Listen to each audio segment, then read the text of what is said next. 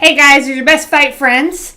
I'm Rachel. That's Kelsey. And we just watched Vasiliy Lomachenko knock out his opponent tonight in his comeback fight after a loss to Teofimo Lopez. Now quite some time ago, I guess. I don't know quite some time ago, but it wasn't like super The recent. pandemic really threw things off. Although, did this happen after the pandemic? I don't remember. But he did win. Time doesn't Lomachenko exist. won by 9th round knockout over Nakatani, a tough, good fighter who was coming off a really great win over Felix Verdejo. And, of course, who went the distance with the person that had just beat Lomachenko, Teofimo Lopez. Lomachenko stops in the 9th round. He looks great doing it, Rachel. Now, do you want to see the rematch with Teofimo Lopez or not? Just tell the truth, Rachel, the truth! I already wanted to see the rematch, so I didn't really need this to confirm that. To me, Lomachenko is an established fighter. Oh, hey, I forgot. I do this work to, put this stuff on here. You can prepare for what I'll bring to the show. Yeah, but Loma, he lost to Lopez. I'm going to give him the benefit of the doubt. I want to see the rematch to see what he does. I don't think most people aren't perfect 100% of the time. And so I already want to see that. I was glad to see him tonight and see him come back and look good against, Nakatani. And yeah, so that's great. I'd like to get up close and personal for a second, Rachel. Can we talk about the documentary about Lomachenko's injury before the fight? Let's not. Come on. We have to address the elephant in the room, which is that terrible documentary that basically was all just about a shoulder injury that Lomachenko apparently suffered before his loss to Teofimo Lopez. Yeah. We don't need that. I don't need that in boxing. Look, he obviously didn't look right or whatever, and I get why. If you're ESPN or if you're Top Rank, you want to do that, but it just didn't land right. I didn't like it. I don't like it. It was too much. It was too much from ESPN. You're better than that, ESPN. I totally get the marketing. I also understand that, if you're legitimately came in with an injury, and I get how that is, but you don't want to just drive that, just keep, beating a dead horse. Just let it go. Let's have the rematch. Let's move on, because I don't think that it's a good look. And the documentary itself, I don't even know if this was the whole documentary. It might have just been clips of it, but it was just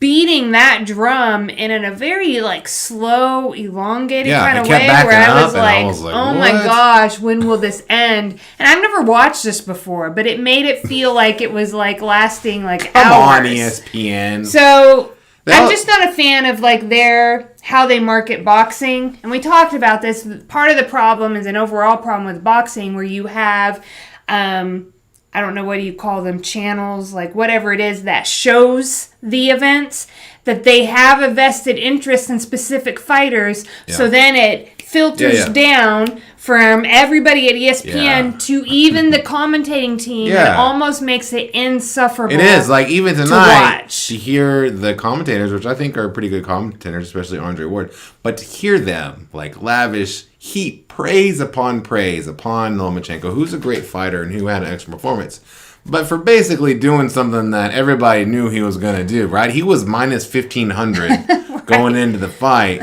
And I feel like it's a little much, ESPN. It's a little much boxing. Love watching Lomachenko fight. He's one of the best fighters. The other thing I did not like about the documentary, though, while I have my grievances hat on, it was presented as if the way that it was presented was did you really see what you saw? Did Lomachenko really lose? I already seen Lomachenko lose. He wasn't undefeated, right? We saw him lose to Siri Solito in his third fight or whatever. We were actually there at that fight. Originally, I saw it with our own eyes. So he already lost. They already tried to hide that before, right? Have you seen the graphics where they would put him up undefeated? He wasn't undefeated. Great fighter, 3-division world champion. People thought he was a pound-for-pound best fighter when he lost to Teofimo Lopez. Maybe he can get that back, but I don't need the lies. I don't need it.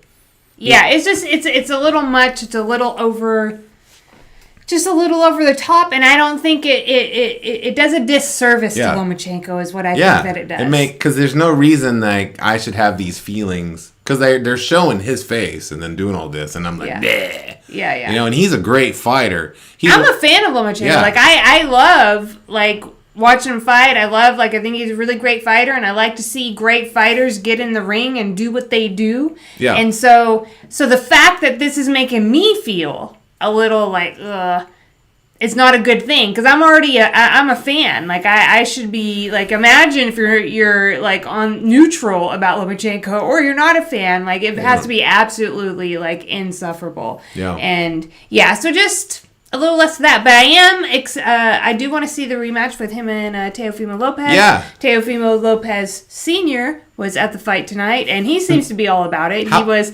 considering how much bad blood was between these two, he was surprisingly to me, very like, we're going to take the fight. And Bob Arum's like, hey, let's all make a bunch of money. Hey, wander over here in the middle of my interview, and we can do it right here and just talk until they cut us off. That was pretty good TV, I thought, legitimately. I hope the fight happens. Of course, Teofimo Lopez has a mandatory title defense before. It was supposed to be on Triller already, but it got postponed because he's getting better after, I guess, coming down with COVID. Wish him the best of luck. Teofimo Lopez is the undisputed lightweight champion of the world right now. I would love to see Lomachenko get that fight. Because, look, it did appear, I watched a documentary that suggested that he was only in there with one arm. He didn't even have his other arm. It was one of two things. Either he was injured, and that's why when we were watching the fight and we kept waiting, we kept waiting for Lomachenko they kept using the word activate. He's not activated. I don't know where that word came from. He's processing. Remember that when we were at the fight, they were like talking about him processing. I was like, he's just processing all day. That's all he's doing is processing. Right. So we kept waiting. So either it was legitimately an injury, which is totally that's fine. Or he got in the ring with somebody who's legitimately better than him, and he couldn't get activated because he didn't have an answer. That happens sometimes. So to act like tonight, what his performance tonight against Nakatani, who was great, but I don't have evidence to show that he's on the same level as Teofimo Lopez. It did make the rematch more compelling than if he would just had won, because he stopped Nakatani. Yeah. It was big. He looked good doing it. I think that it's an easily promotable fight. I definitely want to see them fight again. Just remember, Rachel, we had an opportunity fairly recently. Remember, Mike Tyson was inviting all these people on this podcast to try to make fights happen between Lomachenko and Teofimo Lopez and Ryan Garcia and Gervonta Davis, who also fought Mario Barros tonight. We haven't seen the score of that yet. But all these guys who are in and around the same weight class. And remember, it was like, they're going to fight each other. No, they're not going to fight each other. Come on, boxing. Yeah. They need to fight each other. At least, I want to see Lomachenko fight Teofimo Lopez again. Yeah. They're both promoted by the same promoter, right? So that should happen. I hope it happens. Let's make it happen, people. I want more of these great repeat fights, right? Like the rematches, like what we would have with Morales, Barrera, Pacquiao, like Marquez. Just get in there and fight. Like, I don't care. That's why, like I was saying, I didn't need this win over Nakatani for me to want the rematch with Lomachenko, who's considered one of the best fighters right now. Anyway, like I just want more of these fights. So let's make it happen. I mean, this is what we're always saying in boxing. Make it happen. Make it happen. You know who did make it happen? Tyson Fury and Deontay Wilder are fighting for a third time. Yeah. I think even when, obviously, there's better fights, like I would like to see, maybe, like tonight's a good example. I would like to see Gervonta Davis fight Lomachenko. But, however, at least we want to see Tyson Fury fight Anthony Joshua. At least when they're not doing that, I get to watch, again, a rematch between Tyson Fury and Deontay Wilder. And then if we're sticking the heavyweight game, Anthony Joshua's going to fight Alexander Usyk. That's a big fight. Yeah, I want to see big fights. The best fighting the best. Lomachenko's the best. Teofimo Lopez the best. I want to see them fight again. You know who else is the best, Rachel? Me. You're the best. You're the best. You know, Rachel's gone somewhat viral on Instagram with your, what are those things called? Reels. Rachel's entered the world of reels, and things have gotten real fast. Do you see what I did there? It was actually pretty... It's not viral. For us, it's viral. Like, it's viral considered my previous reel that had 90 6 views. Okay, Yeah. 90. She did one an hour ago, and it was 1,400 views. And I was like, what? Like 1,400 people had seen it before me. Okay, why are we talking about Because this? it's pretty neat. So you should be following Rachel on Instagram. Probably, if you're not doing that already. And also, just remember to like, comment, and subscribe to Real Talk with Kelsey and Rachel. You know, we can't always bring you the realest talk, but what we can do is bring you reels on Instagram. Sometimes, at least Rachel can, because she knows how to do it. I don't know how to do it. I'm not going to do it. Won't ever do it.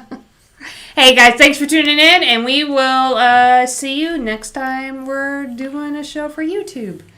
Good? Good.